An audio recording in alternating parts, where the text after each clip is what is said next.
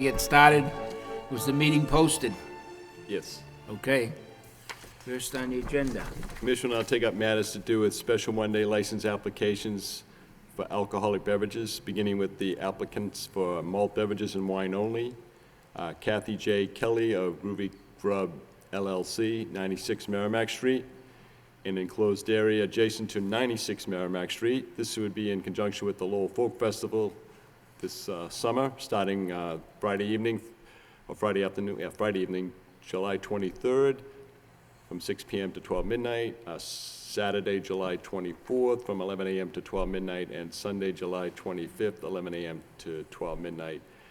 Mr. Chairman, those hours may be subject to change. It's somewhat early in the time frame for applicants at this point, but in conjunction with the coordination that will take place with the Lowell Police Department on downtown businesses, those hours could be subject to change. Okay. Also, for an applicant for beer and wine only, Demetrius Gildasis for Wednesday, June 16, 2010, from 5 p.m. to 9 p.m. The event is the American History Textile Museum Putting Golf Tournament Dinner at the Gazebo Cafe Grill at 491 Dutton Street. Also for special one-day license applications for all alcoholic beverages. We'll do those after. We'll do these three if it's okay. And then we'll do Holy Ghost separately. Introduce yourself for the record, please. Hi, I'm Kathleen Kelly, owner of Groovy Grub. Demetrius Gildasis, Gazebo Cafe. Okay. Yes. This one is also at the same time, or should we do it separately? Well, he wanted to hold up on that, but she's got an app. Yeah, she's Yeah. got Yeah. that. She's got an app for, What, for sound? Sound. I know, we're gonna get to that one after. Okay. Kathy, do you sell beer and wine? Do you have a beer and wine license now? No, not typically. We just did it for last year's folk festival, and it went well. So we were gonna do it again this year.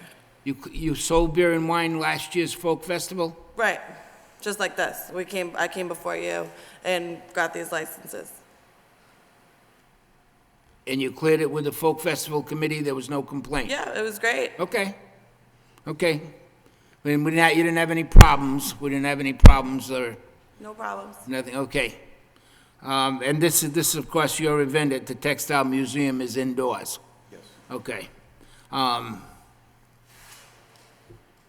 really don't have any questions on either one of these. You have the experience.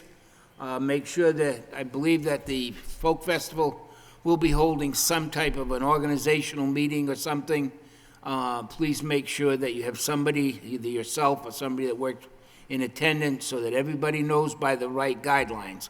One of the things I'm interested in making sure you understand, and make sure that if someone at the festival does not remind the vendors that are outdoors, you must keep the sidewalk clear for 4 feet, so anybody in a wheelchair or that type can be able to make it down the sidewalk. You would have your license, if you have a beer and wine license or a sound license, whatever it is, posted right in the open, so the police that are involved with the festival can see a license. They shouldn't have to ask for it. It should be right there. By law, it's supposed to be posted so it can be seen. If you have an outdoor license that's a separate license, you should have it posted outdoors. Okay? Any questions? no questions. Any questions? No questions. I'll Make a motion to approve. motion made to approve. I'll second it. All in favor, say yes. Yes. Yes. I'm going to say yes on one, no on the other, only because I want to raise and address this issue now. I know that you're coming in early. Last year, as we got closer to the Folk Festival, we made very clear to all sidewalk vendors that they can only sell outside what they sold inside.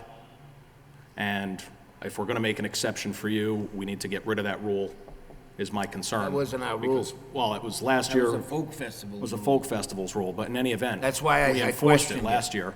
Apparently, you came in early enough that that the issue wasn't raised. So if the folk festival is going to have that same rule, then I'm going to vote no, unless you have a license to sell alcohol. I'm not going to vote for a folk festival license if the rule is going to be outside and inside have to match on folk festival. That's not why I personal, questioned you, it's- because that's always That been was a the rule. hard and fast rule. Anybody that, did get licenses during the festival, the only thing you could sell in front of your place of business were those types of things that you sold in the business. Right. And that's why I questioned whether you cleared it with the folk festival or not.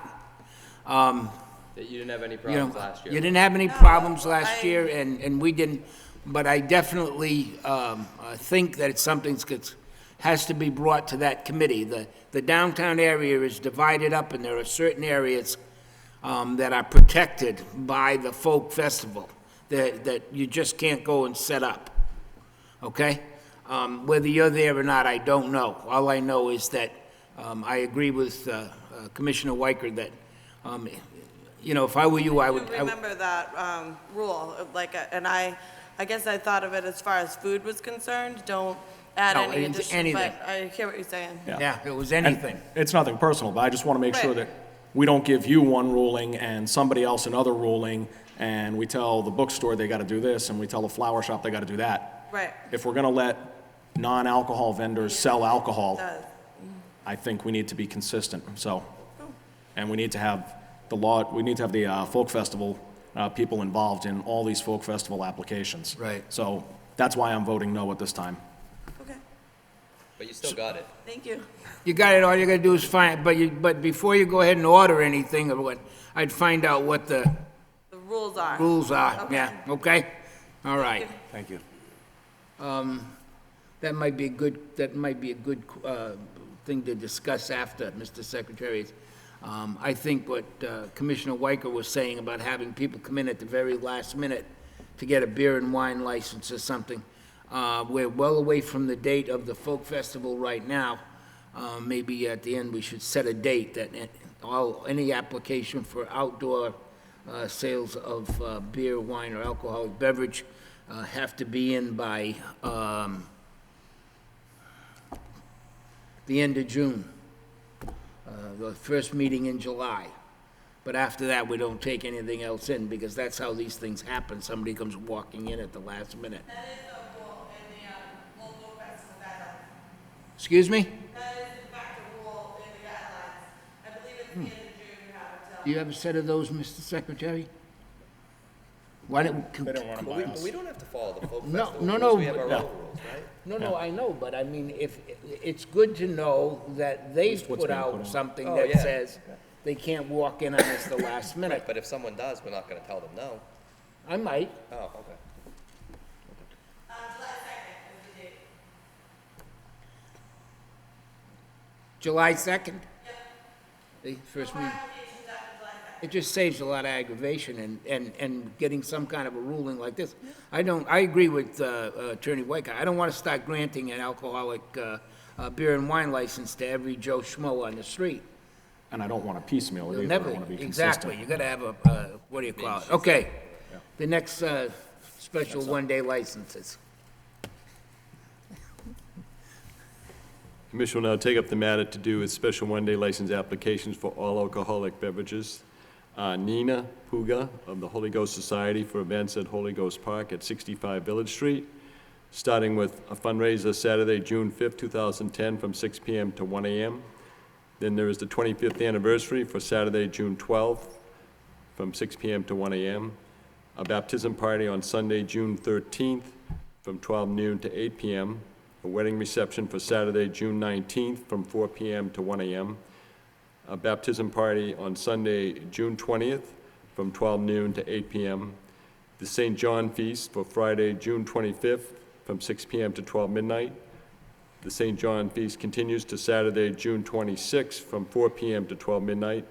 And the St. John Feast will finally end on Sunday, June 27th, from 2 p.m. to 10 p.m.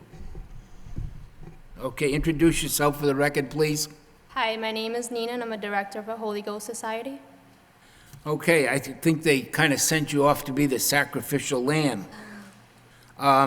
Before we get into this, I wanted to let you know that, I mean, every time they appeared before us in the past, we have talked about the outside events, the noise, the music. I don't know what went on over Memorial Day weekend, but I do know that we have had some numerous complaints, both in writing and phone calls. People living in the area that are very upset, very. I think we talked about this before. I understand that one of the neighbors went over to talk to somebody that was in charge. I will say that that neighbor did tell me the person he talked to was very polite, didn't give them any grief or anything. And I also was under the understanding that you had a policeman there. And I also saw the statement about the sound level. Well, I don't know whether the sound meter you have maybe not be working right, or maybe the decimal level that we set it at, that it's set at, is too much. Right. But I do know, beyond a shadow of a doubt, that this can't go on, I understand that. okay? This cannot go on. I know that music and dancing and all that good stuff is all part of the package for a wedding or a celebration or festival, whatever you're having. And I sure as heck hate to turn it into being a nice, quiet wake. Yeah. But all it's going to do is take one switch. And I don't want to be the guy to say you're going to throw the switch. Right. But Take it care was of it. totally out of control over Memorial Day weekend. People over a mile away could hear the noise. A mile away. And I've always said to people, if you walk 2 blocks and you can hear the music like it's next door, guess what? It's too loud. Commissioner Bayless, I know we've dealt with Geronimo so a lot regarding these issues, so maybe he can address the sound issues. 'Cause Okay. It seems like Nina's just here for the alcohol License. license, so maybe they don't- Geronimo can, well, I know, but if he's sitting here, we right, might as well address him. Right, thank you. Mr. Bayless, I do understand everything you're saying, where you're coming from, and all the concerns of all the surrounding residents in the neighborhood of the Holy Ghost Park. The meter we had there was an electronic meter, what they use in professional sound system. The company is a multi-million-dollar sound company that was there that took care of it by the name of Audio East Inc. They do large venues for professional live concerts. The decibel meter reading 50 feet from the stage was reading at 80 dB decibels. When I went down to the Colley Stadium, it was at 68, 67. Ambient sound with that meter reads at a 60. Now, I can't control what happened on the fact of if it was bouncing off and running down. The first day we got the event, Officer Billy Finn was there, came down for the complaint. Officer Moore was the officer on detail. Me, Officer Finn, and Jason, the gentleman from the sound company, went down to the end of the park. We got a 60 dB reading. We also went down to the front of the Riley School. We were at the Riley School. When a car drove by, it read 100 decibels on the meter. But the meter sitting still, it read at 60 dBs, which is decibels. It is a very sensitive meter. Us having a conversation without any amplification, it will pick up. If it's in front of me and you, our voice tones are at 80. I kept the meter running 50 feet from the stage at 90 decibels. We were told by the sound company in a commercial area within 1,000 feet, we were able to have it at 100. I kept it at 10 under that. I don't know if the wind one day was more pushing to one side or the other. Maybe it bounced off the top of the house and carried out. I can understand that. You could hear that, and I'm not saying that that is not possible, because I have had certain occasions where I've been at other locations and I have heard that when the feast is going on at the Holy Ghost. I have heard the music. Just like if I'm down at the street at a friend's house and they're having a football game or a baseball game, we can hear the loudspeakers also. I'm not saying that we cranked it to the max. It was not anything obscene. Us inside the venue, we'd be able to have a conversation with one another. The officers were all there. I have all the reports, as I gave copies to Ryan, which I'm sure you have and you have seen. Everything was signed by the officers. They did go with me to check the meter readings at 10 o'clock, at 8 o'clock, and again at midnight. We would always shut the music off 10 minutes prior to the actual event. The gentleman that did come down on Monday, I don't know, it was not me that he spoke with. He did speak with the officer on duty that night. He asked to see the meter. The officer spoke to him in regards to the meter. I really don't know what transpired about that, but as far as I'm concerned, and I basically did everything that you had asked with the decibel meter. We did all the readings. We went down, like I said, we went down to the Riley School. The Riley School from the Holy Ghost going down is probably about 3/4 of a mile away, and we could not hear nothing. Well, Jerron, I live about a mile away, and on Monday night, you could clearly hear it. And I said to my wife, I said, there's gonna be a lot of complaints, just because I knew. You know, Saturday night, Sunday night, it wasn't that bad. But that Monday night, and especially where people going to work the next day, it was carrying. I mean, I live a little over a mile from the park, and you could hear it pretty good. Now, I'm not saying you didn't take the proper precautions, but there obviously is some sort of an issue with that meter. If I'm hearing it a mile away on a work night, you know, if it was a Saturday night, I think a lot of people can deal with that, a Friday night, but where it's that Monday night following a holiday weekend, a lot of people got a lot of work to do on Tuesday. They're trying to relax on that Monday night. You could clearly hear it from a mile away. So, you know, that's the concern. But just, if you let me, you've done a great job regulating the noise there, because I grew up on Wynwood Road, which is 1/4 of a mile away, and it's 100 times better than it was, you know, 10 years ago. It's great. But there was some sort of an issue this weekend, because I could clearly hear it on Monday night. I mean, I kept it always at 90 decibels, at 50 feet from the stage where the tent was at. The officer would walk right up, see it. Every officer on duty that was there on detail, I would take him up, he would take a look at it, see it, I would explain to him. We'd even do a test with it. The officer would talk into it, I would talk into it, somebody, we'd see what the levels were at. Again, I don't know. I do know Monday, the wind was from the back of the stage, so it might have carried it all the way down past Andover Road. What we can do in the future, I mean, I just want a solution. What can we do to tone it down? Maybe instead of keeping it at 90 decibels, maybe I keep it at 70 decibels. Maybe Which that. way do you have the speakers headed? The way the stage is set up, it is pointed towards Cauley Stadium. Right. So it's throwing the sound, Andover Street, pointing, yes, you could say it's parallel Pointed with Park towards- Road, correct. towards the neighborhood. Yeah. The stage is pointed toward, the Holy Ghost, the way it's set up, it's pointed towards Cauley Stadium, correct. Yeah, maybe, you know, I know that a couple of years ago, at one point in time, they turned the speakers a little, made a big difference. Didn't make much of a difference, I think, for the people attending the party, but it made a huge difference on the outside. Okay. And, you know what Commissioner saying, that it absolutely can be the truth. I don't know if maybe that's something that you should somehow or another try to gauge is which way is the wind blowing. Okay. Because I live in the Highlands, Yep.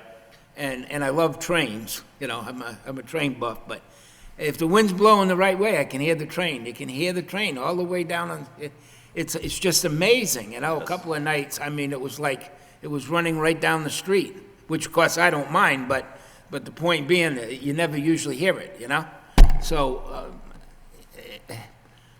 I want to, say this. I do agree. You've done a great job. You haven't been in here. We haven't had any problems, and it's going to be a long summer. Yes. Okay.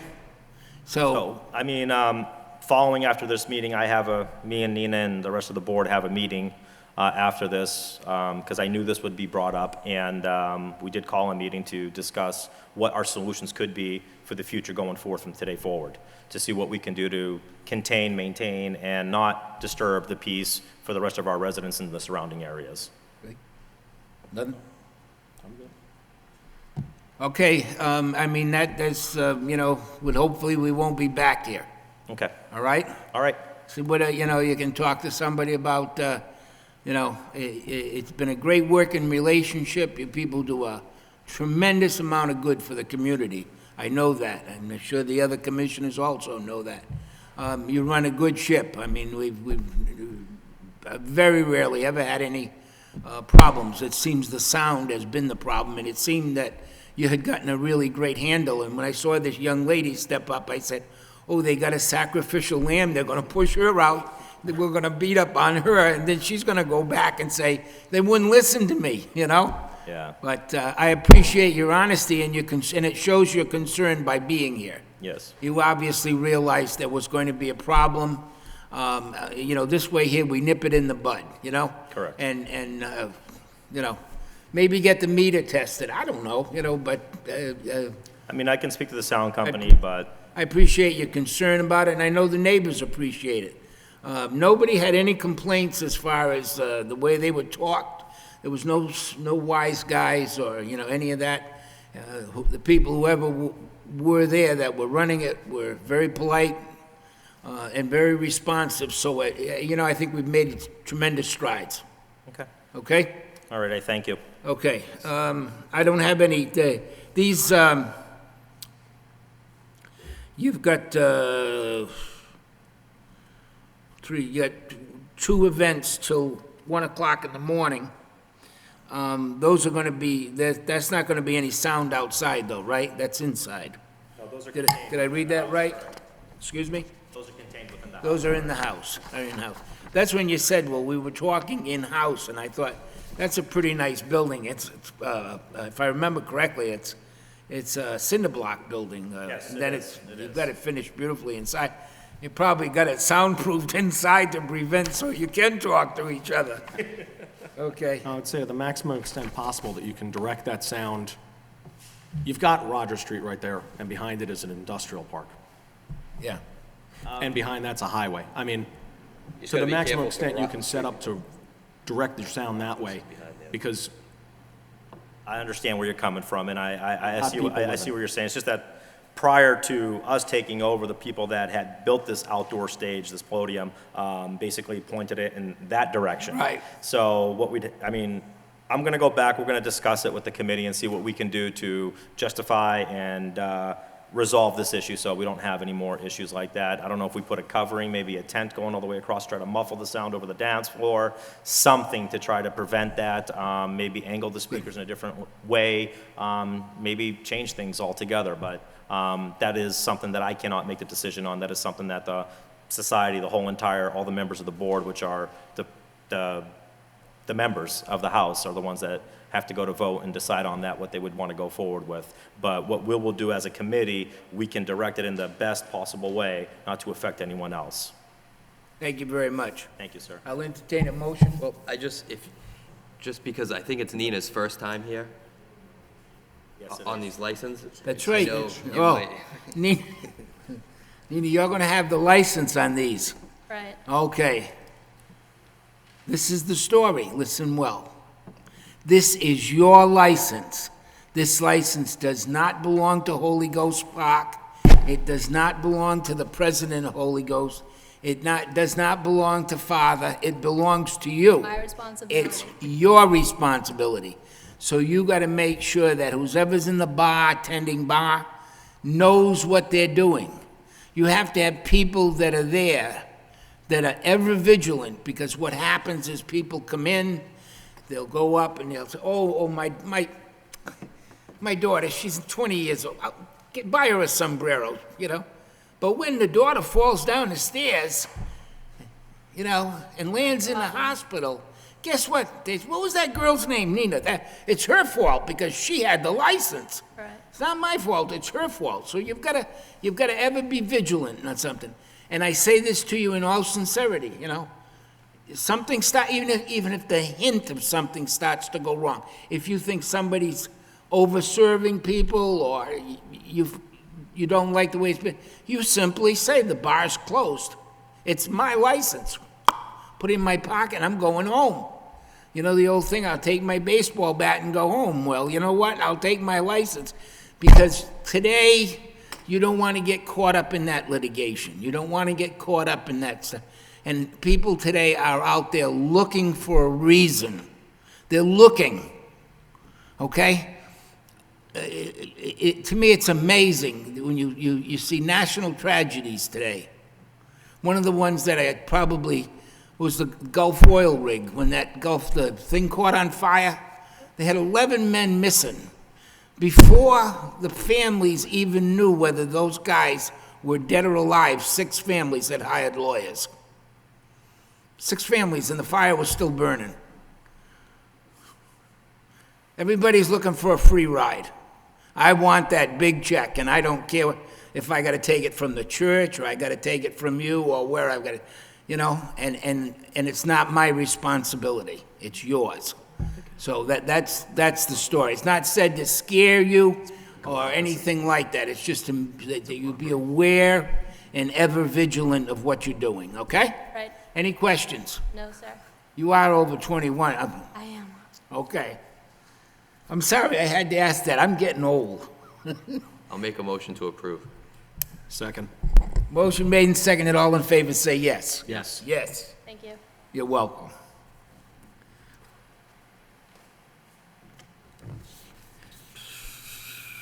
Okay. Couple more sounds. So, yeah, we can do the rest of the sounds now. Commission will now take up matters to do with applications for special event permit for sound amplification, starting with Soheep theme for the Light of Cambodian Children, Inc., a sound system for live music and/or disc jockey. The Transit Market on Sunday, June 20th, 2010, from 2 p.m. to 6 p.m. This will be at the parking lot at the Enterprise Bank.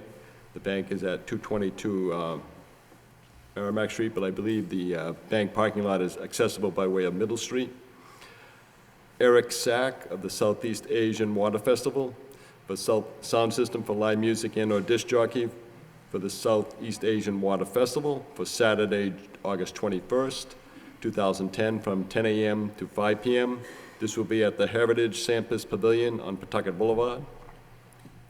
Nina Puga of the Holy Ghost Society for outdoor grounds of Holy Ghost Park at 65 Village Street, a sound system for band and/or disc jockey at the St. John Feast for Friday, June 25th from 6 p.m. to 12 midnight, Saturday, June 26th from 4 p.m. to 12 midnight, and Sunday, June 27th from 2 p.m. to 10 p.m. And last is Groovy Grub LLC. Kathleen Kelly is the owner. Enclosed outdoor area in front of 96 Merrimack Street, a band with sound system for events up regarding the Lowell Folk Festival weekend on July 23rd, July 24th, and July 25th, 2010. Also, Mr. Chairman, if I can just point out, in regards to the Folk Festival weekend, all matters to do with this outdoor activity by business owners downtown Lowell will be subject to certain conditions that will probably be finalized by the Lowell Police Department. And I know Ms. Kelly is early in filing, as I just noted earlier, and she's well aware that things are subject to change. Okay. Introduce yourself for the record, please. My name is Sopiup T. I'm with Light of Cambodian Children. Thank you. Again. Again. My name is Nina, and I'm a director for the Holy Ghost Society. Kathleen Kelly, Groovy Grub. Eric Sack, Southeast Asian Water Festival. Okay. All right. Those of you that are going to be involved at the Folk Festival all have acknowledged the fact that if the license is granted to you, it'll also be subject to any restrictions the police department or the Folk Festival committee, because they can basically control that area. It will be subject to those restrictions also. So we get by that, all right? I think I've said enough about sound today. I don't think I really need to go into it any further. I think everybody has to understand that, if you can walk 2-3 blocks away and you can hear that music like it's right next door, something's wrong. You're playing the music for the people who have paid money to buy tickets or who have come to the event to support your fundraiser or whatever. Those are the people you want to entertain. You don't want to send them home with a hearing disability. Then we'll get a whole bunch of disability lawyers involved. What are we going to do? Okay? So we want them to go, and everybody wants to have a good time. Don't let the guy crank the let's get some bass in there. All of a sudden the thing banging back and forth, and somebody's got a Tylenol concession set up, making money on you, So use your head, think about it, take a walk around, make sure that it's socially acceptable. In other words, it's at a level where you can enjoy it, yet it's not driving you out of the place, okay? Make a motion to approve. Second. Motion made and seconded, all in favor, say yes. Yes. Yes. Good luck. For those who may be expecting licenses at this point in time, if you'd be kind enough, you can contact me either after the meeting or tomorrow morning. I'll be available to accommodate you at that time. Okay, thank you.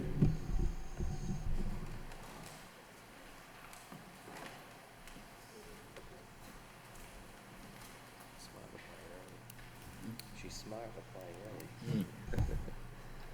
Yeah. Commission will now take up a matter to do with a sidewalk stand permit for the season of 2010. G&L Harding LLC, doing business as Giovanni's, Greg Harding, manager, at 134 Merrimack Street. A seasonal license starting effectively today, if issued to be granted, to the end of October 2010. Introduce yourself for the record. Greg Harding, Giovanni's Trends.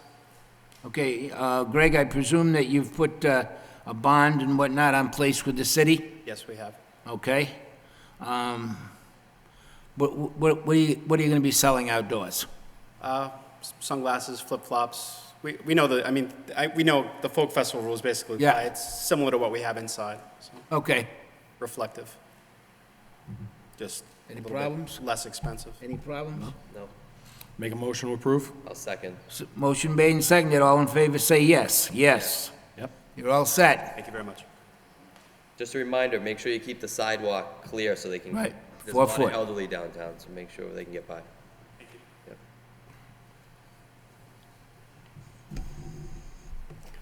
Next on the agenda. Commission will now take up matters to do with public amusement license applications. Thomas McKay, Mill City Management, Inc., for events at Lowell Memorial Auditorium at 50 East Merrimack Street. Carly McDonald is here on behalf of the management company. For a show, the Middlesex Community College is holding its Celebrity Forum on Wednesday, June 16th from 8 p.m., and it's the Middlesex Community College as promoter. Also shows the Menopause, the musical, for Tuesday, August 3rd, and also the same musical for Wednesday, August 4th, starting at 8 p.m. The promoter is G4 Productions. Introduce yourself for the record. Carleen McDonald. Okay, anybody got any questions about any of these shows? Make a motion to approve? Motion made and seconded, all in favor, say yes. Yes. Thank you. Thank you. Next on the agenda. Commission will now open a hearing on application by Beck's Inc., doing business as Brian's Ivy Hall. Kevin Hayhurst is the president, for a non-alcoholic beverages restaurant license for premises at 74 Merrimack Street, the third floor only. Ingress and egress will be along the north and south stairwells. There's a one-room, which would be inclusive of a bar, restaurant, nightclub, approximately 4,400 square feet. Mr. Kevin Hayhurst is being proposed as the manager of record for Beck's Inc., and that Beck's Inc. has also filed application for minor licenses for premises at 74 Merrimack Street, license application for common vittler, license application for entertainment and licensed restaurant for live music, disc jockey, and jukebox, and a license application for automatic amusement device. Introduce yourself for the record, please. Good afternoon, Your Commissions. My name is Caleb Pan. I'm representing Beck's Inc. I'd like to introduce the principals. This is Kevin Hayhurst. Brian Hayhurst. Eric Finn. Sean Perrette. Okay. I'll make a motion to go into executive session. Second. Commissioner Motion made and Cage. seconded, yes. Roll call. Commissioner Cajun. Yes. Commissioner Bayless. Yes. Commissioner Weicker. Yes.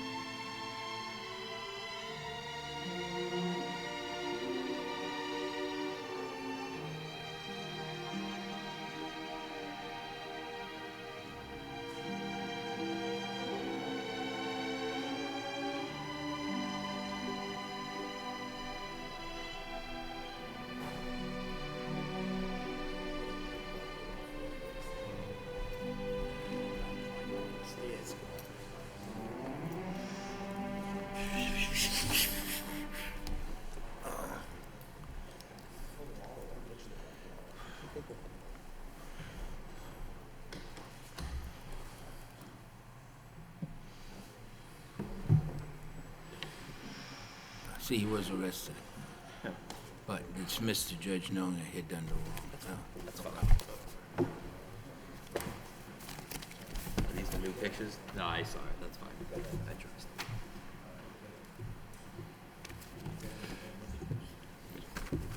Okay. May Commissioner to make a motion to return to regular session? I make a motion to adjourn. Okay, Commissioner Cation? Yes.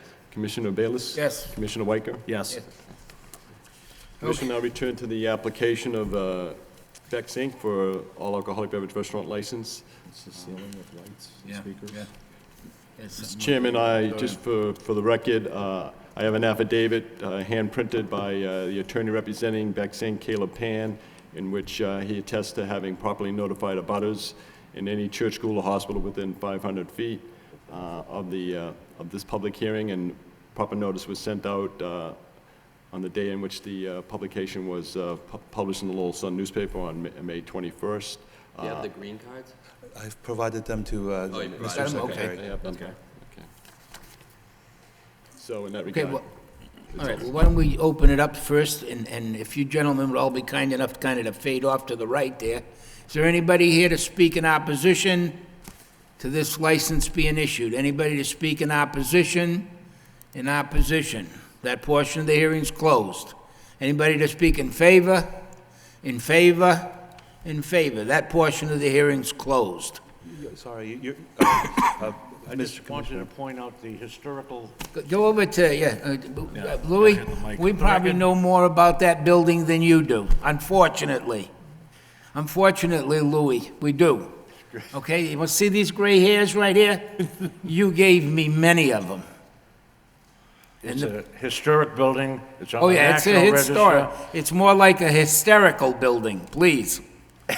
And 12 years ago, I contributed $75,000. The Historic Commission contributed $75,000 to restore the ceiling that has great significance, historic value. Yeah. And it was the first church in the city of Lowell. Right, And it's open to the public to view. It's a beautiful ceiling yeah. of a Do you give cathedral guided, type. do you give tours?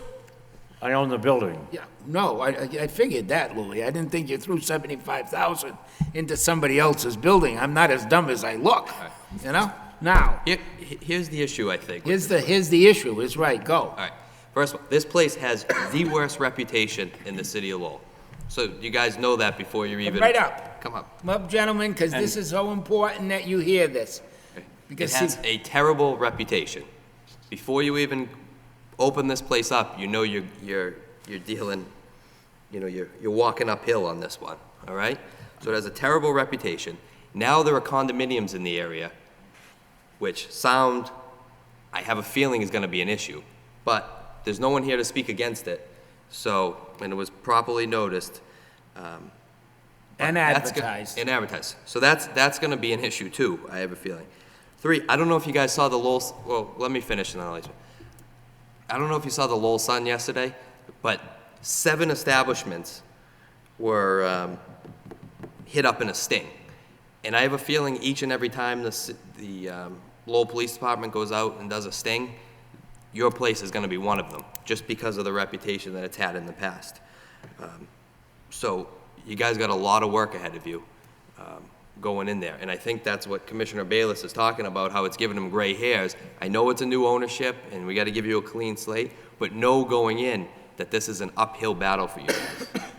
And that's my 2 cents. Have you got more than one staircase? You've got that one staircase from the Merrimack Street up. We have Is that a There are back 2 entrance or a fire exit? There were 2 full staircases along with a passenger elevator. Well, the elevator is I licensed for... spent $23,000 in the last 4 See, months to Louis, I have knew it. you didn't spend money on the roof. I knew you'd have to own the building. Sit down. Don't worry about it. They paid plenty for you. I want to talk to them. Okay? I want to talk to them. I want to know what their ideas on this is. Thank you. Because Thank you, we've Commissioner. had people in there that spent a ton of dough on that building, trying to soundproof it from the adjoining condos. You don't have, I don't see in here, wait a minute, let me just look real quick. Commissioner, to So address... there's no pictures in here of that back where they put in those panels? Where is the problem, and they're addressing that problem? We're building a soundproof wall on the whole back side of the building. They have hired an architect, and the plans that are before the commission address blocking out those walls that Those are... walls aren't Yeah, soundproof now, there's actually single pane glass there, there's no. We want to be as honest, it's not that we don't want to see Louis make a buck, all right? Believe me. He doesn't, okay, but we want to be as Thank you, honest as we Commissioner can Billis. with you. The building is much like, I could name you a couple of bars in the city. They get a reputation. Okay, the last people that were in that building, they never stood a prayer, because number one is they wouldn't listen. That was their biggest thing, okay?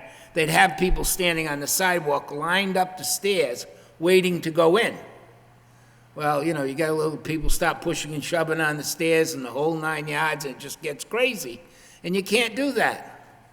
And you have to know that in many, many instances, especially when you're dealing with young people today, they're going to stop and have a couple of drinks before they come in.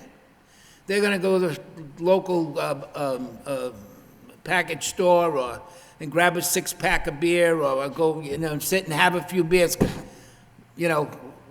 We can get them for $1.50 here. Why should we go up there and pay $3.50? Even though, you're making the investment and you're, putting on the band, et cetera, et cetera.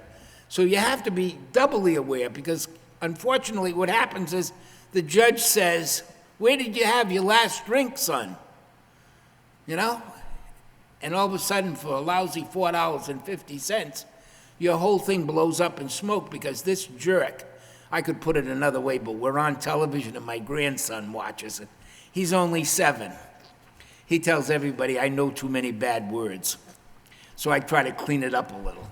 But the point being that you lose everything that you've invested because you sold this idiot one lousy beer. It's like these clowns that stay open until the last minute. We tell them, shut it off. Give yourself time to get people.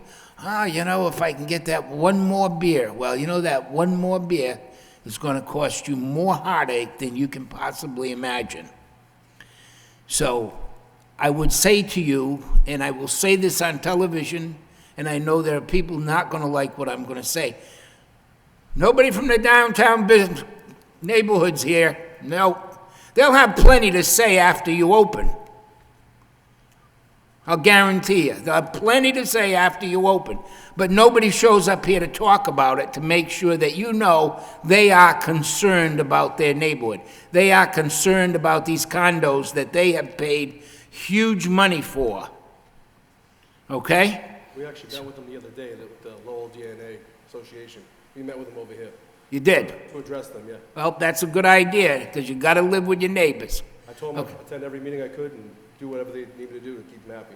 Okay? I've actually seen some on the street since then, and they've talked to me straight out and been more than pleasant. All right. Well, that's good you're being proactive.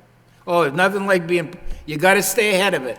That's why I'm trying with the It's, wall. everything all of that's the, proactive. and the other thing is your building backs up to what's it, St. John, is it St. John's?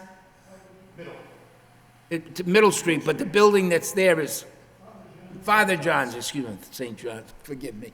Anyways, that's all elderly housing, okay? That's all elderly housing. It backs right up to them. They all have brand-new hearing aids, okay? It'll kill you, so you gotta ever be aware of it, okay? All right, now, you're gonna be the manager of record? Okay, tell me a little bit about your experience in handling alcohol. Where have you worked? I worked at the Exchange in Boston. What happened was, we work on the commuter rail and the train, and we have these layovers. Bring the mic over, sir. I had my teeth fixed, my hearing's not working now. I worked at the Exchange in Boston. What happens, we all work on the commuter rail. We have overlays in Boston during the day. What I did is I worked up there during the day on a slow shift, trying to manage their alcohol, all the logistics of the business set up for the nightlife, but they had a small luncheon the same time, where we set up the scheduling and stuff like that during the day. I did that on my break. A lot of us have jobs during the day on our breaks from the commuter rail. So I did that for a number of years down there. Okay. You're also tips. Are you gonna, I am tip certified. We all took the class to be tip certified. We're gonna make sure everybody that works for us is also tip certified. We already got the insurance company, we're gonna send over the certificates. Everybody will be certified. We subbed out a security company that's gonna be bonded as well. We're gonna have 2 details on. We're trying to be proactive with every kind of step we can get into. Like I said, the soundproofing, no one's asked me to do it. We took it upon ourselves, money out of our own pocket, just to try to be proactive, because I know once the complaints come, they keep coming. If we stop them from coming, the first complaints, then hopefully, we can solve the problem there.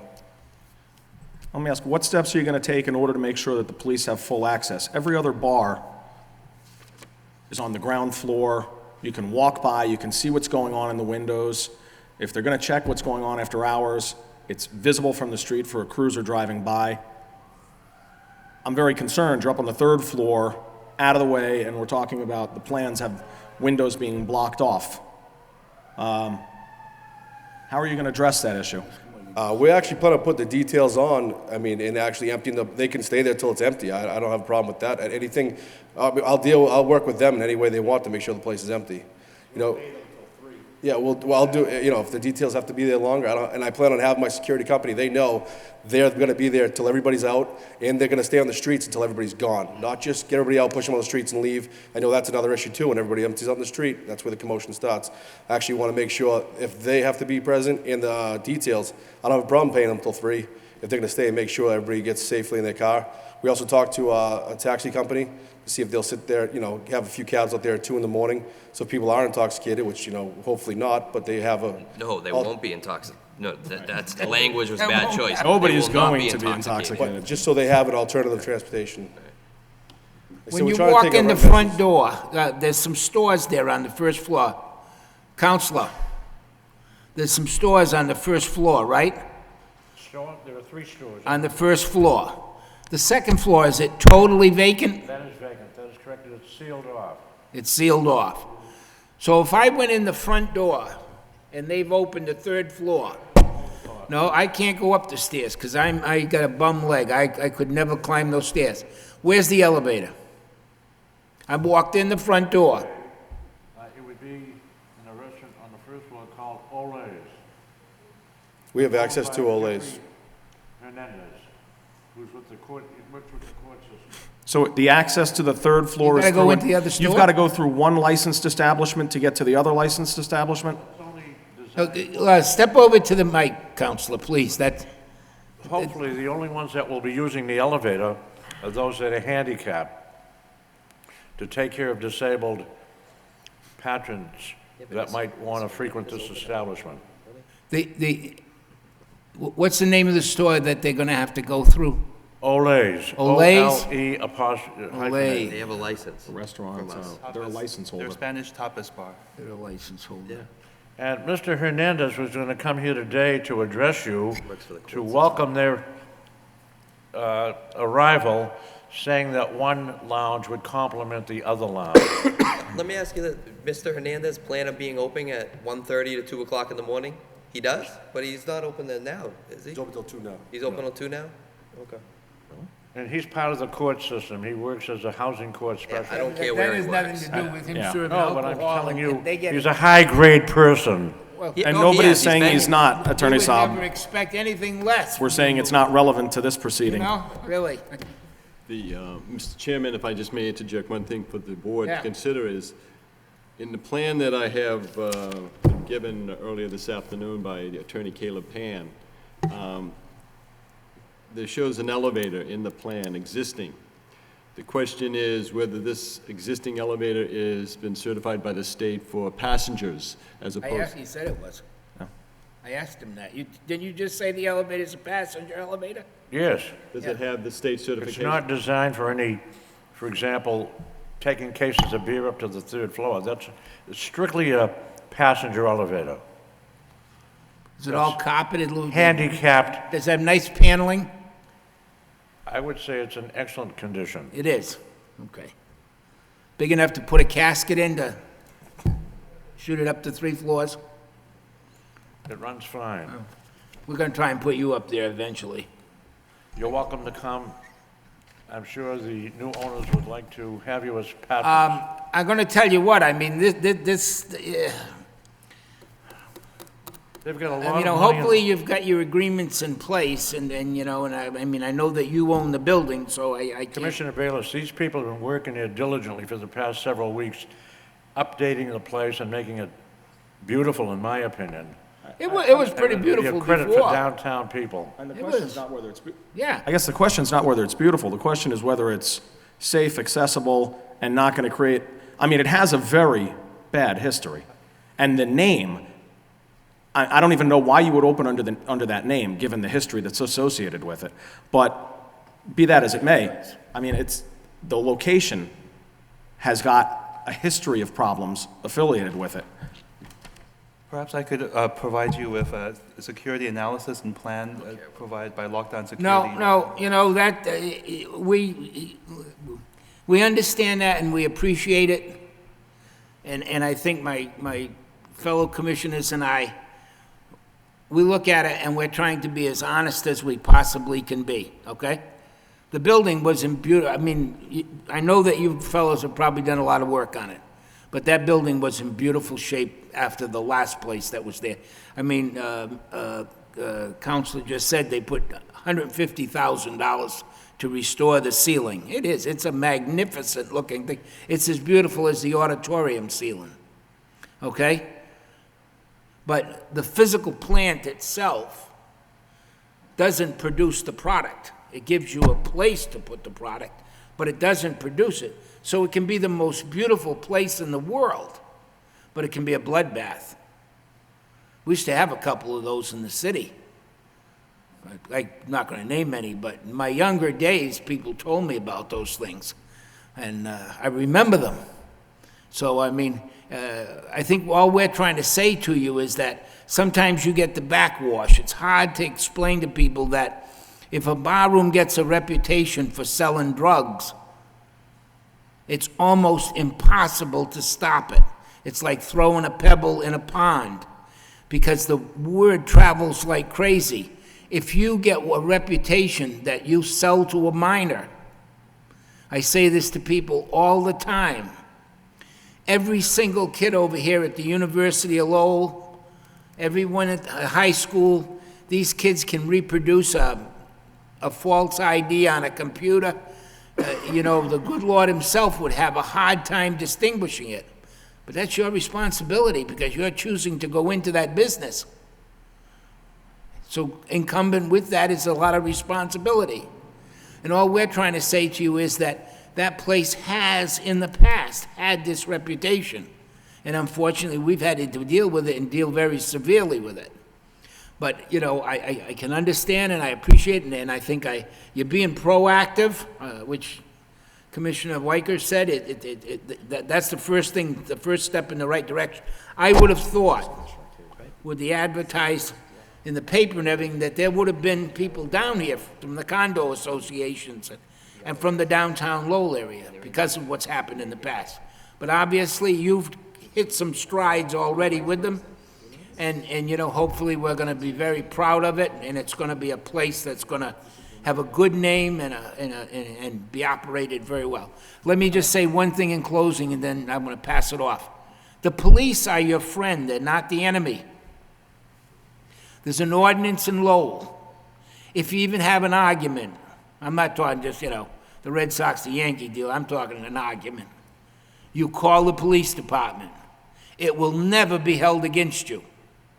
A policeman can much easier resolve those situations before they get out of hand.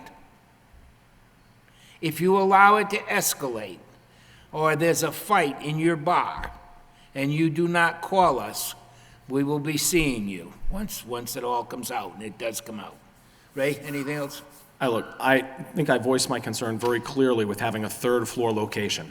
That is the stupidest idea that has ever been brought in front of this commission. I'm going to say it.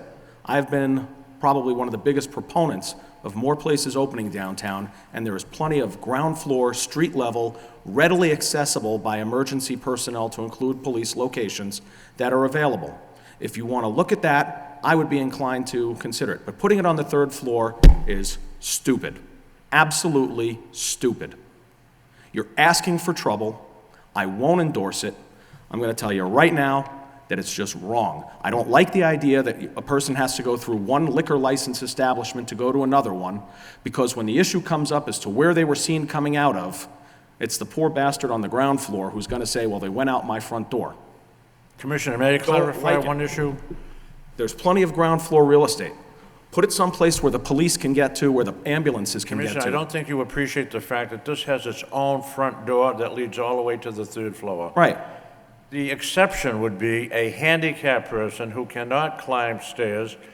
The elevator will be accessible or available for him to gain admission. You and I to the- both know that that will quickly change to people in heels that don't want to walk up and down stairs, people in tight skirts who don't want to go up and down stairs, people who've had a little too much to drink, anybody who's a little overweight, anybody who's feeling tired. It's going to be opened up.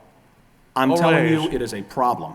It is a problem waiting to happen, and the guy at Olay is the one who's going to end up bearing the brunt of this. Olay's caters to a Spanish-American clientele. 99% of the people in the Olays, if you've ever been there, are Spanish-speaking people.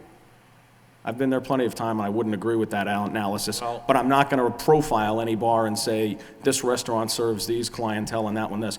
My concern is, I think the third floor is stupid. I think it's right next to a residential neighborhood. There are plenty of commercial buildings with ground floor space available where there's no abutters who are going to have to listen to the music, and this is asking for trouble. The place has a bad reputation, the name has a bad reputation, the location has a bad reputation, and asking to open up a bad name place at a bad location that's inaccessible by police and fire in an emergency and has people going out another door in order to get back to the street is stupid.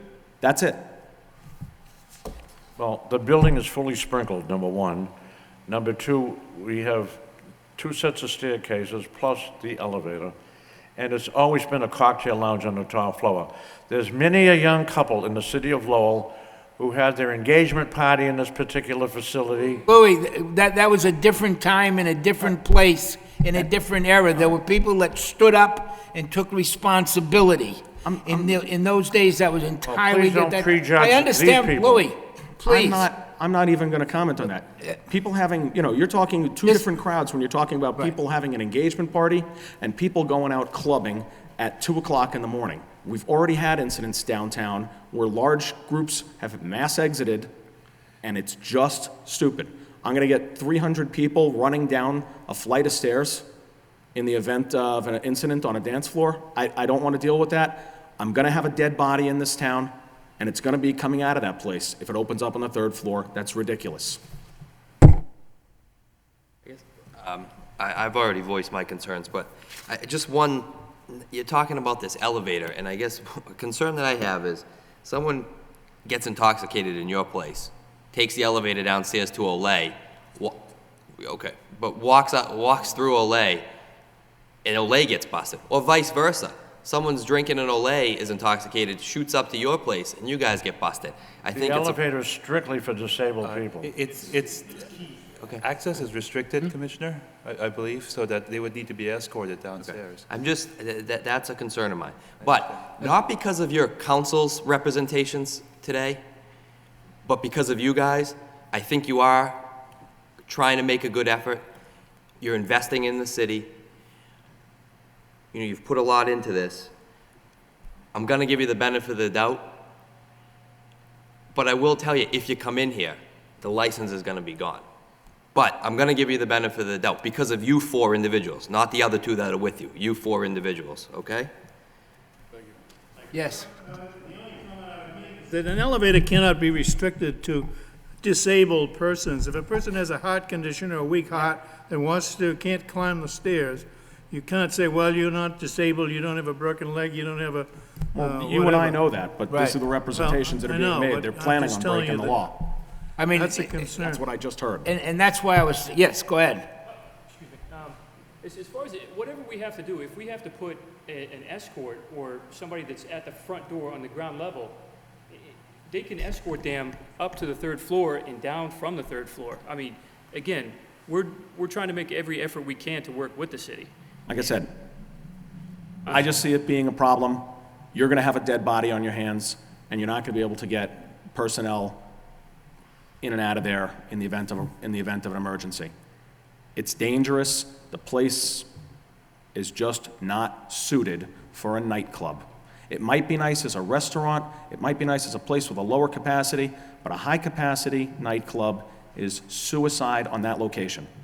You're gonna get somebody hurt, it's gonna be back in here. It's gonna be on your head. Somebody's gonna get seriously hurt, injured, you're gonna have a brawl, something's gonna happen, and maybe you're comfortable with it. But this one, and look, you don't know me from Adam, but if you ask around, I've pushed for businesses downtown. Well, it's But I been- like them to go in appropriate places. I say go find yourself a ground floor location. There are plenty of ground floor locations in downtown on that same street. You can find them. Have you seen the pictures and the investment that's been made in that third floor? I don't care how pretty it is, if I can't get a bleeding We're not body gonna out make of there. wait a minute, we're not gonna make a debate of this. We already discussed that issue. I can concur with Commissioner Weicker. It's a tough location, but in the same sense, it's the I guess the usability of it is very limited because it's such a beautiful building. You can't. I'm sure that there are people in real estate that probably would have cut it up into condos years ago if they could have. Do you think they might have, Counselor? Anything- Counselor, you think they might have? Anything is possible. Yeah, anything's possible, right. The point being that despite the fact of all the problems in the past, I'm going to make a motion to give you the license. Thank you, I think we've been more than fair about putting you on notice as far as this building is concerned. Certainly, I don't know anything else that we can say to you to impact you, but I'll make that motion. I'll second it. Motion made and seconded. All in favor, say yes. Yes. Yes. No. Thank you. Luck, guys. Best of luck.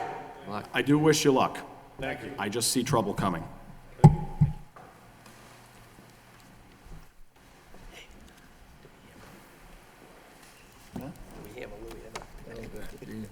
How beautiful. Jesus Christ.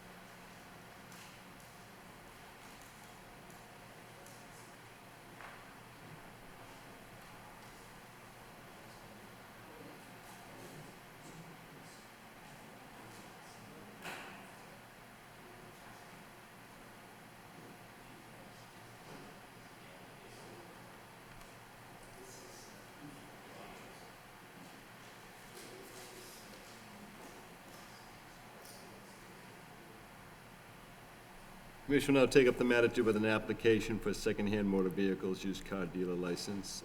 Applicant is Randy Pendergast of Hampton, New Hampshire. Is a Class 2 license for premises at 859 Gorham Street. Mr. Pendergast's proposed business name is Autos Unlimited. Presently, there is a licensee of record, James Goulakis at 859 Gorham Street, doing business as Scenic Auto Sales. This is an open lot, approximately 4,900 square feet, with an office building approximately 360 square feet. James Goulakis has submitted for the board's consideration his Class 2 license, number 642-B, for premises at 859 Gorham Street for cancellation, presumably conditional on the fact that Randy Pendergast would be treated favorably by the board, I assume, but that's... We rescinded his license. No, that's Paul. That's his brother. This is his brother, James. This says, James, Yeah, this is voluntary. for Gorham Street. We revoked that one on Tanner Street. Oh, okay, sorry. Yeah, introduce yourself for the record, please. My name is Randy Pendergast. Okay. As I understand it, you need a letter from the Registry of Motor Vehicles to allow a used car lot to open back up on that lot. Is that correct? No. No. All right. No, I'm talking, You're confusing the other week with this week. Yeah. Completely different. This is Gorham Street, not Choo- Tanner choo- Street. choo. Not Tanner Street. oh, okay, yeah. Sorry. It's, hey, listen, you get old, the hell. I don't know.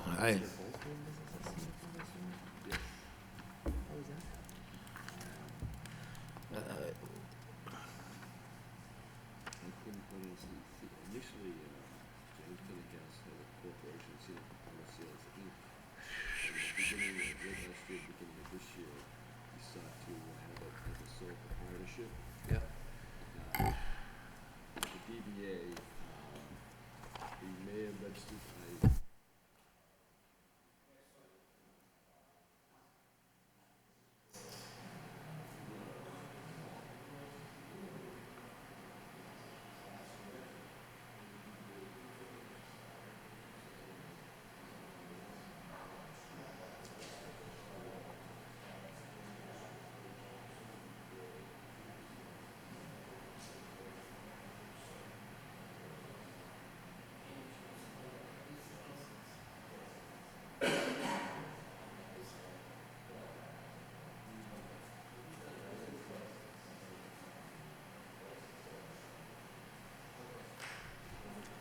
Randy, just,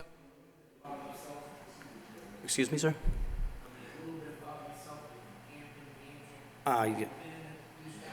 Yes, for about 4 or 5 years. I'm originally from Lowell. I moved to Hampton about 3 years ago. I'm originally from Lowell. I moved to Hampton about 3 years ago. I've been in the car business about 5 years. I worked for a couple different, buying from auctions, selling them at dealerships, selling them to dealerships. No, I have not had my own, no. That, sir. I was registered at I worked as a salesman at a dealership in Drake. I worked at a dealership in North Chempsford, Silver's Auto. They would sign me up to go to auctions. I would buy cars at auctions and sell them at that establishment. so you've never actually owned a car? No, I never actually owned one, no.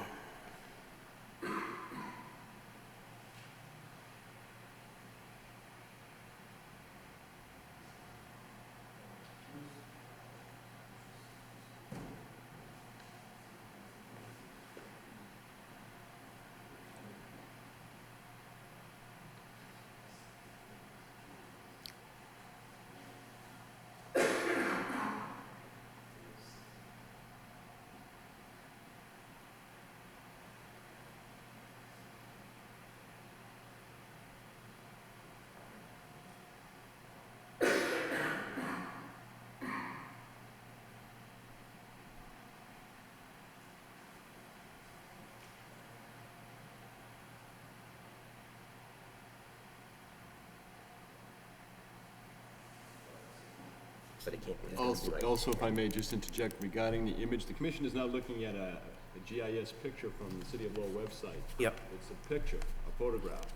And it has, in the photograph, it has approximately 20 vehicles on the lot. Okay. Is it better? Is it better one? Now, the lot, as I understand it, the lot is paved in such a manner that one wouldn't know what is the city's public way and what is the lot itself.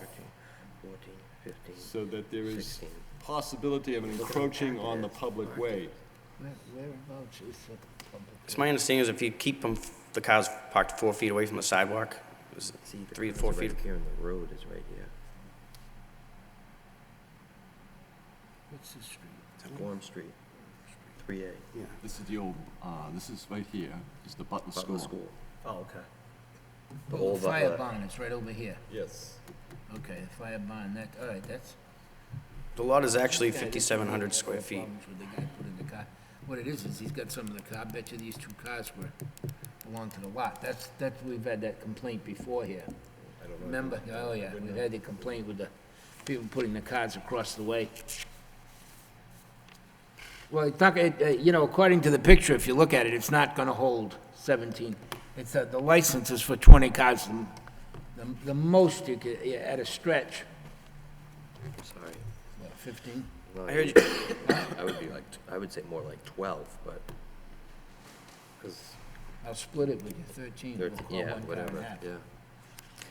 I heard you mention, you said the lot was 3,900 square feet. It's actually 5,700. Excuse me? I heard you say earlier the lot was 3,900 feet. It's actually 5,700. Well, if there's a dispute in the size of the lot and whatnot, Well, We have 5679 listed on the we have. GIS. the dimensions of the lot are based on the GIS Okay. and the, 600. I did take measurements. I think you have the sheet. you can look at what I have Yeah. here. This is from the same site, yeah, if you wish to come up, yes. yeah, I got it, told him to. This is the legal definition, if you will, on the plan of the lot. This is the public way. The pavement, as I have observed in my driving by, is such that you wouldn't even know that there's a sidewalk here, okay?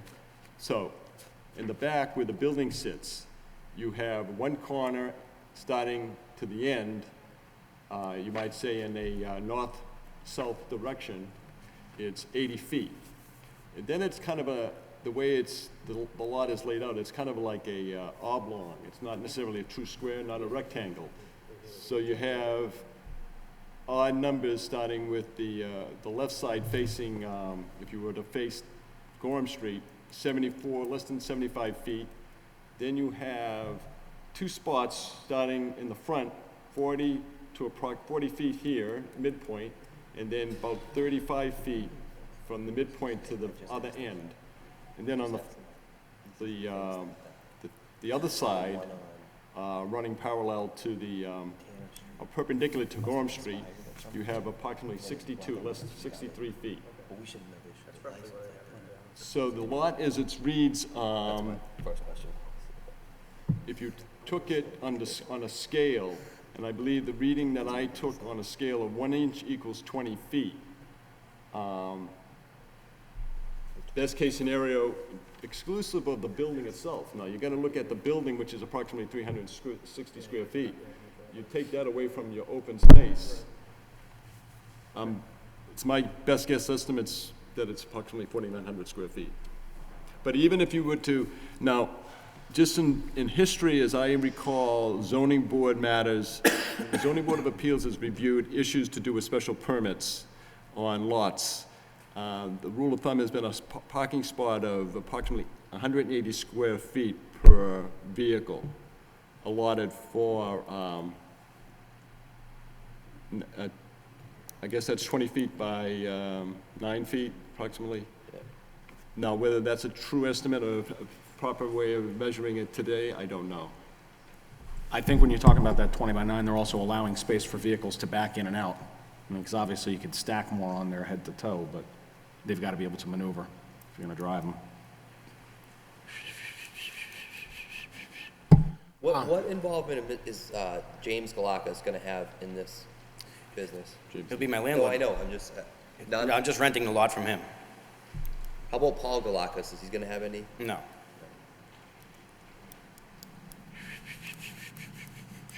Do we query a used car license? Mr. Chairman, that is not a, Snowing. it is something that the License Commission could consider to have done, but to this point in time, no request for query has been, a policy of the License Commission has been made to where I would then pursue the issue through the Criminal History Systems Board, but that's one option to the licensing board, is a query for applicants for secondhand motor vehicles. I think especially where we got caught by surprise Yeah. a couple of weeks ago. It kind of bothers me, that we did, and left. And I'm sure, it's just coincidence and everything, but, would you be willing to sign a query? Sure. They need to disclose something on his application, so. There is a background sheet on he has signed a background sheet. Yeah. Now, it's not a test. No.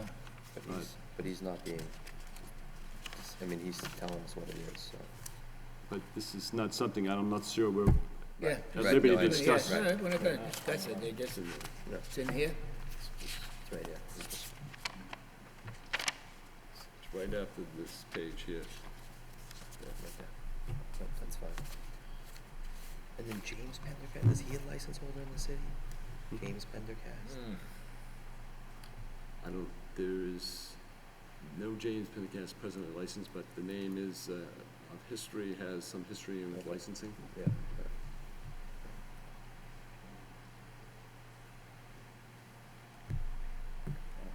I mean, I'll make a motion to approve like 12 cars on the lot. I mean, if you want to check, I mean, it's not like we're not gonna be here for the next 2 weeks after No, this. I know. mean, it's not like we have to put it off for a week, or how long does it take to run it? Oh, that's fine. We can do that. I'll withdraw the that's, I'll make a motion to continue the application for 1 week okay. I'll second it. Continue to, to Next the meeting. next date, the 10th. Yeah.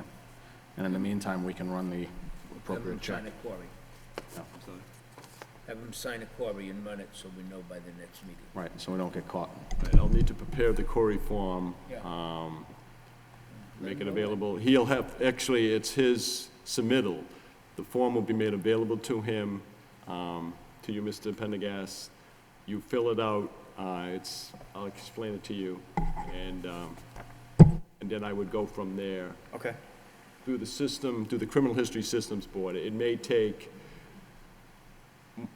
when I submit such a request, the time frame is subject to whatever the Criminal History System Board dictates. It could be 5 or 6 business days. Right. So it's possible that it may not be available before the next meeting, which would be June the 10th, which is a week from today. Yep. So even if the best-case scenario I was to do it first thing tomorrow morning, if you come by the office tomorrow morning after 9 o'clock. Okay. And I'll go through the form with you, and you can complete it. Bring your driver's license. You have a valid Massachusetts driver's license? New Hampshire. New Hampshire. Okay, so you bring that with you so that Okay. I can make copy of it? Yep. For purposes of the record? No. I know this is a technical question, but in addition to the Corey, can we run what's called a triple I for interstate? I'm sorry? It's called a triple I for interstate checking. The Corey only records Massachusetts entries. Okay, this is... If we can, if we can't, you know, I it's can't. fine. I can't Okay. do it because it's subject to the terms of the Criminal History System Board. All right, no problem. Do that and we'll be fine. I'm gonna tell you right now, though, I won't approve a license for 20 spots, just so you're aware of Neither will that. Yeah. I mean, it's just too packed. You can look at the pictures here. That's crazy. Yeah.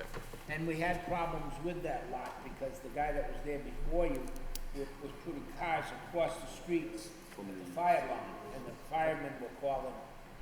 So you can talk to him. He knows we had some parked on the street that weren't registered. Okay.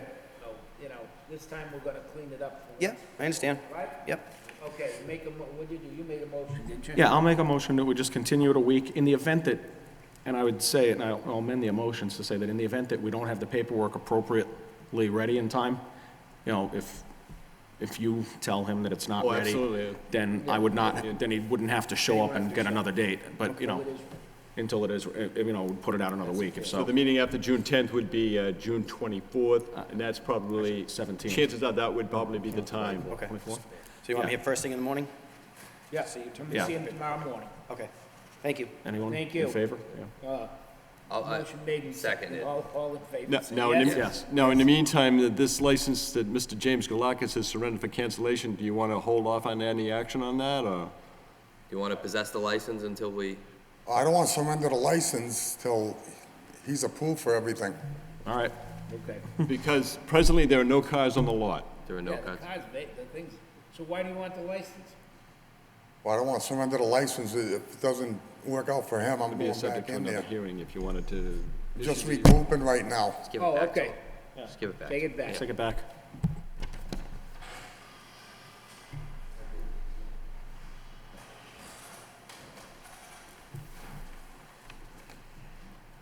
Okay, where are we on this here? Over here. Okay.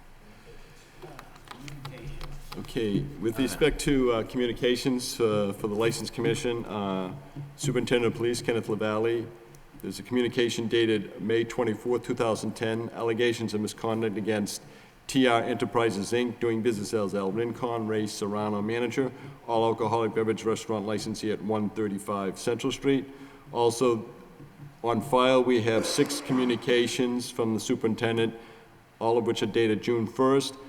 Conversation I had with Captain Webb just before the meeting convened. There is another complaint, written complaint, that's forthcoming, and chances are that it should be probably with, I should have it, I don't know when, but if you wish to anticipate or not, I shouldn't even bring it up, but the fact is, whether, you're gonna have to schedule a lot of hearing dates. Why? On these matters. We have 5 hearings already scheduled. Yeah, when's the next hearing? We're gonna We have 3 this month. We have 3 hearings scheduled for June 10th. All right, so we got, We have 2 hearings prior, scheduled for the we have 24th. another complaint against TR Enterprises that's to be heard on June 10th. We have a complaint against Puff Inc. to be heard on June 10th. And we also have a complaint against a business that's known as Super Bowl Restaurant. The corporate name I can't think of offhand, all of which are scheduled for June 10th. In addition, there are 2 complaints for hearing scheduled for June 24th. The first for Kilkenny Pub, and the second pertains to Sangria's Inc. Now, in addition, you have June 10th. another 7 complaints on paper 24th. here, which we have copies of the notices. Well, I know me personally, I'd like to get that Puff Inc. in here as soon as possible, considering they're gonna be in here on the 10th. Yeah, but I want to make sure we give them the 14 days notice. Okay, Uh, all right, so just. Because we actually have to give them the appropriate notice on each complaint, right? Yeah.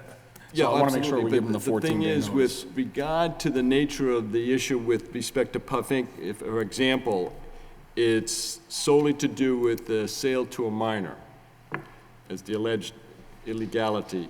Now, does the licensing board want to consider, under that set of scenario, generally speaking, a 14-day earlier closing when they, I like the idea of having the option available to us because it's not reviewable by the ABCC. The other one that I would like to get in as soon as possible is Europa Cafe, Yeah.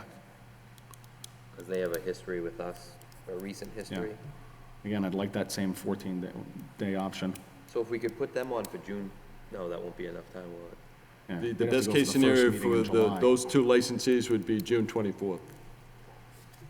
When we have 2 scheduled for then right now? Yes, you have 2 already Yeah. scheduled for And that let's date. put those 2 on. Sure. Yeah.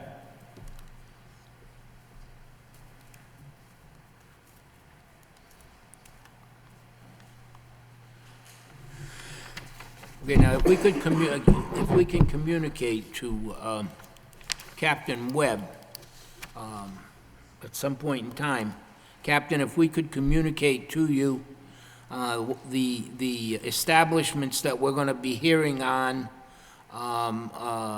let's see, when's the next meeting? June 10th. The 10th, the establishments on the 10th. I'd like, if you would, just a brief resume of how many times you had to respond there in the past 6 months, this year. Or in Ryan's case, if they're under a a suspended sentence or anything like that. If we could get that consolidated, I would think that any of these that have more than one complaint, in other words, that already have a complaint on file, and they've hit this one, get them in, we'll do both of them at, two separate hearings, but both at the same time, so both the same day. No? You want to call them back for a second day? You think that's the You better? have to have the option. I was going to say, my understanding is that to have the option available for each offense, you have to give them the appropriate notice. So I would, They got to be 14 days between each notice? Yes, per notice, yeah. yes. This is. But they've already got- Mr. Chairman, this is unprecedented. You're getting overwhelmed with complaints because our licensees are not behaving properly. Well, I understand that, but the one, they've already been notified for the other one. For the other one, but So you if you can't send it act out on now both for at 14 once. days, you should have both. This is a separate issue, separate complaint on a separate date. We have to, as I think the Assistant City Solicitor Leahy has previously explained, treat them each as individuals. I'm not talking not about lump them lumping it together. up. Right, but we need to treat them each individually and to have the options available. Now, we can give somebody no notice or little notice, but we limit our options. I mean, I don't want understand to if you get- handcuff us. No, and I don't want to either, but Yeah, it seems so- like we're backing these up and backing them up. We're Oh, they're gonna not be here backing till up, they're- December, for God's sake. And Santa Claus isn't coming this year. Well, that's why those Okay. Puffink and Europa, I thought, because we've had All history right, with that's the them, way these we'll other do it, no ones we problem. haven't. Right. I withdraw I thought it was a good the ones idea. that we- for But the I ones still that we want to know, Captain Webb, if possible, I would like to know, how many times, like, we're gonna have 4 people in on Thursday next week. If you can let me know on those 4 people, how many times the police department has had to respond there for various whatever it is. If we could have that information, it would be a help. Okay, just for the sake of clarification, notices to do with the next scheduled meeting of the License Commission for June 10th, hearing notices were sent out Right. the week of May 25th to these licensees. understand that. To have them appear for the June 10th in order to meet the 14-day minimum notice to the licensee should the licensing board find cause to want to decrease their operating hours. Those 3 licensees are scheduled for June 10th. Right. El Rincon at 135 Central Street, Super Bowl Restaurant, which is at 1770-something Middlesex Street. Middlesex Street. And also we have Puff Inc., which is at the corner of Lakeview Avenue and Right. Coburn Street. They've been properly notified of the complaints to do with those hearings. Right. That's that. And those hearings will take place. I understand. But if you're I- adding new no, hearings, you give the you 2 weeks misunderstood notice. me. I understand that that Puff Inc., El Rincon, the other, we do not have time to notify them. My thought was that on the following meeting that we were gonna have, we're gonna have 3 meetings this month, keep the TVs hot and running. Okay, so let's say that on the You're talking about 3rd, on the meeting on 4th. June the 24th. June 24th. anybody that has a complaint sitting and another complaint in, that we would have time to send them the notice and say, you know, you should appear. Commissioner Cation has just pointed out that he's asking that the 2 licensees, Puff Inc. and Europa, be come in on the 24th on this complaint now. On the new ones, exactly what you're saying. We're doing Okay. he's All right, agreeing with never mind. Yeah, don't worry about it. doing It's exactly okay. what you're I'll take my pills when I go home. But I can get a list of what they got standing against them in the past year or so. That I can get, right? Jeez. Jack, can I borrow your gun? See me after. No. Okay. I understand. I'm just trying to make it, you know, in some respects, trying to make it a little easier. So then the next But you don't want it easy. There's nothing easy about it. I know. It's all, I know. all in the matter of proper notification. You So give then them the 2 weeks so then the notice next so that you 4 have your options. that we didn't address, the J.J. Boomers, the Middle Palmer LLC, PC Liquors, and Lucky Bee Inc., we can put on for July 8th. Yes, you would have Okay. it, July 8th. And if Within we have another complaint coming, I mean, Let's- I'll just move right now to schedule it for the same date, I think. July 8th. Yeah. No, it depends on when that complaint comes to me. Okay. Because as you can see. Provided that we have the appropriate. You've yet to schedule a hearing date for the first, this TR Enterprises, Inc., El Rincon. That is now before you for an incident that took place after this. Yep. So this has to be scheduled also. Yeah. Okay. Yep. Put that to Put that on 24. the Put that one on? 24th. Yeah. 24th, yep. Yeah. So El Rincon, TR Enterprises Inc. is on June 24th. Yes. Puff Inc. is on June 24th. Europa Cafe is Europa is June on June 24th. In addition, you already have scheduled for Previously scheduled. Kilkenny and Sangrias for those, that Right. date. Okay. So we've got 5 hearings on for the 24th. 5 hearings, yeah. Okay. Okay. We got how many hearings on for the And then 10th? JJ Boomers will be on 7/8. Middle Palmer LLC will be on 7/8. PC Liquors will be on 7/8, and Lucky Bee Inc. will be on 7/8. Right. And so the, there's. and the other one that. And if we get the other one that's on its way, One other, I'd like to schedule that for the 7/8 as well. Presumably, I'll if it receive shows it in up the next okay. several days, Yeah. and that'll be for the. can you check on that, Jack, if that could be pushed through? I hope to have that for you first thing in the morning. Yeah, I was gonna, So we can have that. I mean, Then as long as we again, have it by the next meeting. I We're mean, getting a in little good too shape. backed up. Well, And, I mean- and I don't mean, you know, I'm not, it's, to me, if I had my way, if they got caught last night, they'd be here this morning, and I'd slam them right away and make them understand. But by the time we go through, and I understand, I got a couple of lawyers here, what do you want? we But just I'm like to telling you, follow but the way I look at it is, you got, I would want to get them in as soon as possible to have them understand the impact of what they did. By the time, if it gets dragged out too long, it seems to me it loses something, you know, I think that, and that's just my feeling. I think that, Well, the other thing. Commissioner Occasion was selecting, you know, he's taking people who've got previous's Oh, yeah, that's what he's and bringing doing. them in as fast as Exactly, which we possible should. without Absolutely, violating any of the law. I agree wholeheartedly on that. Turned. See, I don't worry about stuff like that.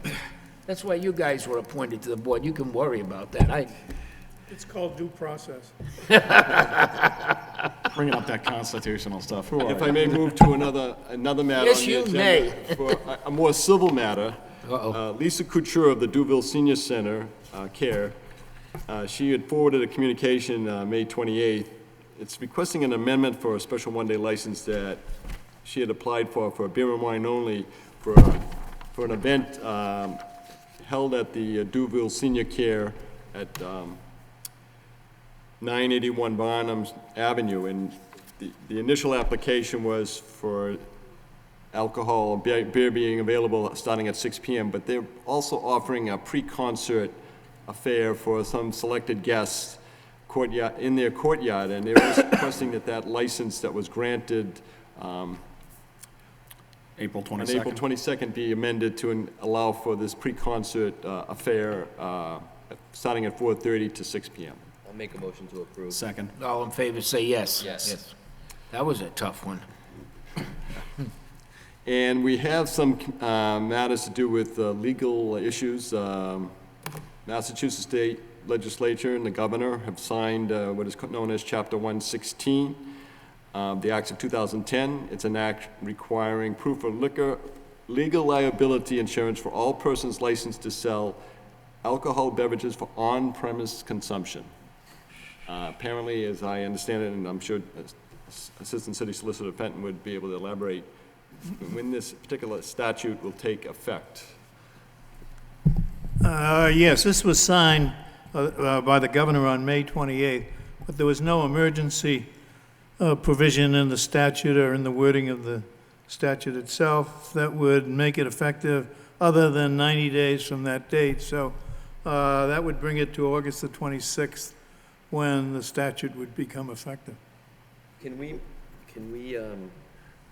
where I'd make a motion that we give notice to all the establishments that this affects. And it's going to take place. It's gonna take place within 30 days of its enactment, just so it gives you plenty of time to get that up, so you're not doing it right away. You got plenty of time, as long as we give them 30 days. And we need to send them the guideline, you know, I think that we need to send them a copy of the law, making sure that they understand that it's specific to liquor liability, and it's specific that the insurance company, in the policy, the insurance company must notify the local licensing authority in the event the policy lapses. Because that's one of the biggest problems that you have with, That's what the statute provides, I think, anyway. yeah, it's but- right in there. So but, it's important that we make sure, because people buy the cover sheet and then, Well, let me ask you, what are we gonna do if, 90 days from May 28th? I have- whatever, September, whatever date it is. What's the date again? August 24th. August the 26th. August the 26th. So I'm going to make a motion that on September 9th, we revoke every on-premises license issued to anywhere in the city of Lowell unless they have provided their insurance to the secretary prior to that date. So basically, if they don't have it in here, Well, of then on course our it next is. meeting, I'm gonna vote. The guy's sounding like a revoke 'em. Republican, for crying out loud. I'm just saying, that's the easiest way to do it. They either get their proof of insurance into us, as they're required No. to, or come our next meeting after the effective date of the They law, lose their their license license. is gone. It's done. They'll get And it. that's really giving them more than 14 days' notice. Yeah, at this point, I'm sure somebody's watching who might have a license. That liability 90 days should notice. not lie with you, Ryan. They're in business. They're in business, and they have certain requirements and certain things that follow. And I know that you bend over backwards trying to get these guys to renew and get their inspections, et cetera, et cetera. But you know what? Bottom line, this is a state-mandated law. It's their responsibility to make sure that you have a copy of that in hand, and it's spelt out specifically, that it's liquor liability to the amount of $250,000. And if they get themselves in trouble, sell to a minor or something, we can force them to go to $500,000. We can then force them to go to $1 million. So they need to know that this is a very serious situation, and that, the city doesn't have 10,000 employees out there to run around and say, oh, but did you get your insurance?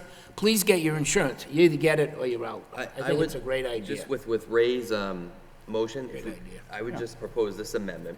Okay. That they provide the notice to Ryan, or the secretary of the office, by September 1st. So that way on September 9th, we don't have people walking in and Ryan's got to review all these documents before the meeting. Yeah. If they get it, they have a week from the day it's enacted, and we're going to give them plenty of notice as to when, what they need to do, and we'll make it clear that they, by September 1st, I don't know if September 1st is a Monday or what day of the week it is, whatever the next business day is. I think that would solve some problems. So just for terms of who this actually applies to, this applies to Well, a hotel licensee, club licensees that are Restaurant member clubs, Private clubs. Private clubs, restaurants, bars. any place that's on premises consumption. Right. And that's the next question, just to carry this one step further. Dave, to carry this one step further, okay? Is there any reason why this commission can't require everybody? You've got all these, I've said all along that these mom and pops, they're selling beer and wine, and you know what? They're keeping it in a separate corporation. They're gonna sell to somebody, the person's gonna be just as drunk as if they drank in a restaurant or somewhere, and then there's no insurance. But Commissioner Bayless, didn't Attorney Leahy already address this? He said we couldn't do this. No. We talked about it. He said specifically with respect to the package stores. Yeah. You cannot extend what the legislature has promulgated.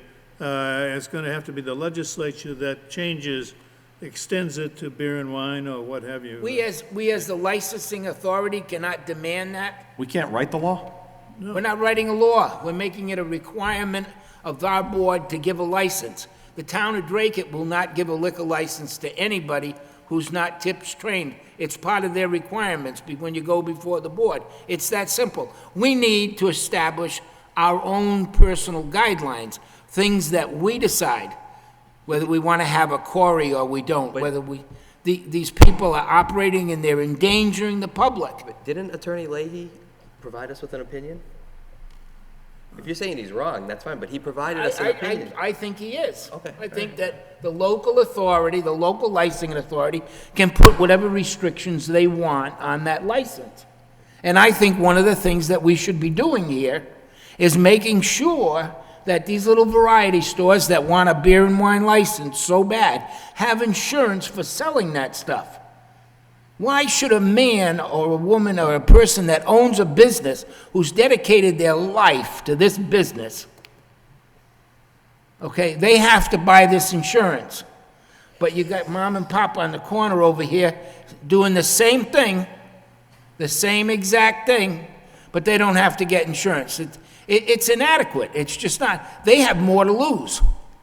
The guy that owns the restaurant or the package store, or the bar room rather, he has more to lose than the mom and pop operation. The mom and pop operation, you take away the beer and wine license, they can still sell groceries and cigarettes and the rest of it. And it's got to come out to be a level playing field. And I think that the licensing authority, which is this board, should have that right to say, in Lowell, if you're going to sell beer and wine, you're going to have $250,000 worth of liability insurance. Because if my kid wraps himself around a telephone pole because you were stupid enough to sell him some beer, it's going to cost you. And maybe you'll stop and thinking you won't do it again. It's only going to cost our insurance company. Oh, I know. But I mean, it's going to cost them to operate in that arena. I just think that we can do it. I think we can do it.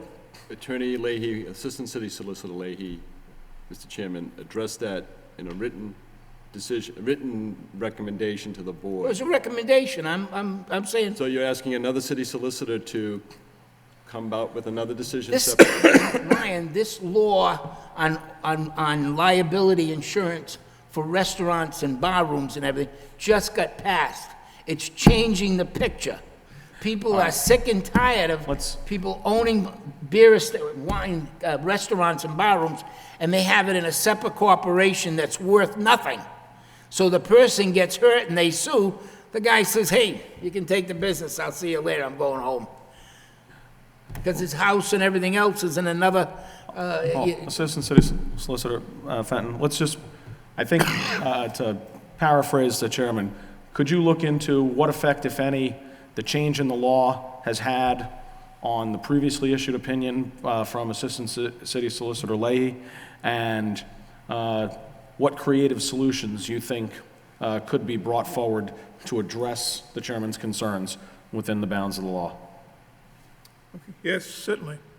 Thank you. I'll send a communication to the city solicitor on that matter, if this board is so inclined, just to follow up on the I just want to... recent legislation approved. Right. And how that plays into the Section 15 licensee, which is off-premise license. Off-premise license, right. Which would be all alcoholic or beer and wine only. And if they have any issues that they think that might be applicable to the two different, but interestingly is just Massachusetts legislature took a bull by the horns and... Oh, I commend them for what they did, Ryan, but people come in here... They didn't go far enough, what you're saying. Huh? But He's saying they didn't go far enough. Yeah, yeah. Right. Right. but let me And ask and you this. if a guy comes in for a know this liquor legislature. license, and we can say to him, no, you can't have pinball machines, you can't have a pool table. We license all, we set restrictions on what they can and cannot do. And all I'm saying is that if the legislature was wise enough to see this pass through for, bar rooms and restaurants, certainly they can see the liability and the danger of having no matter how hard the police work. So you're saying you want all licensees, whether Exactly. they own... If you sell beer and wine or all alcohol, I want you to have liability insurance. Whether or not any package store can be required, or whether we can require all package stores to have the same liability insurance. Okay.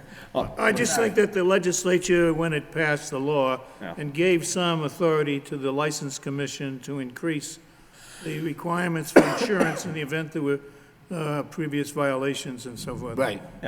Did not go as far as to give the License Commission the authority to extend it beyond the If you could just- Section 12 licenses. If you could just take a look as to Yep. to what extent we're still See if- issue precluded as a result of the decision. But I would go back to the pending motion, which was to revoke all on-premises licenses effective September 9th if they haven't provided proof of the required insurance on September 1st, or by September 1st. You need a second for that? Yeah, I need a second. And just to add to that, and we're gonna give them notice by We'll give them July notice. 24th, Yeah. 2010. I Which think gives you them- should put an ad in the paper, too. It certainly wouldn't, huh? That's a good idea. I think you put that in the And paper, Ryan. Ryan and I had some conversation prior to this meeting with respect to the notice that he's planning on sending out, and we'll be happy to work with him. Okay. I would draft the notice as a notice that on this date your One concern that I license will have be is revoked. that, to be sure that the insured is properly named as the applicant, so we don't run into a problem of well, we insure Beck Sink, but we don't insure Brian's Yeah, Ivy Hall, and, you know, that type of right, thing. yeah, Right. absolutely. And that, and that the insurance company is mandated to notify the licensing authority. So the name of the insured should be exactly the same Exactly. name as what's on the license. Right, and his Exactly. letter, Ryan's letter will say the name that must appear must be the name that we have on record as in which the license is issued, namely, whatever it is, you know. Okay.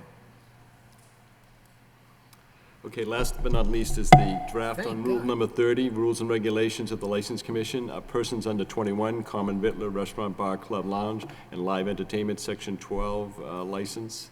I think by law, we got to schedule a public hearing for that. That would have to go for public hearing, notifying all the licensees. Now, do you have a copy of that law written? I have it, it's on the table over here. Why don't we, do you want to just hold off on that, just so everyone gets a chance to review it, and we can Okay. discuss that at the end of the Yeah. next meeting? Well, yeah, why don't we discuss it then on Did the you send me a 10th? copy of it? Yes, You did? yes, On my fax? yes. Holy smoke. I sent you a lot of facts. this Oh, I past- had a lot of papers. Your fax machine's probably overflowing all over the floor right now. If you were accepting email, then that would make it a I little got bit email. cleaner and a lot less cumbersome. Then you'd get it at the same time everybody else gets it. Hey, Just saying. anything else? Make a motion to adjourn. Motion to adjourn. Second. Seconded. All in favor, say yes. Yes. We're coming home, Benjamin.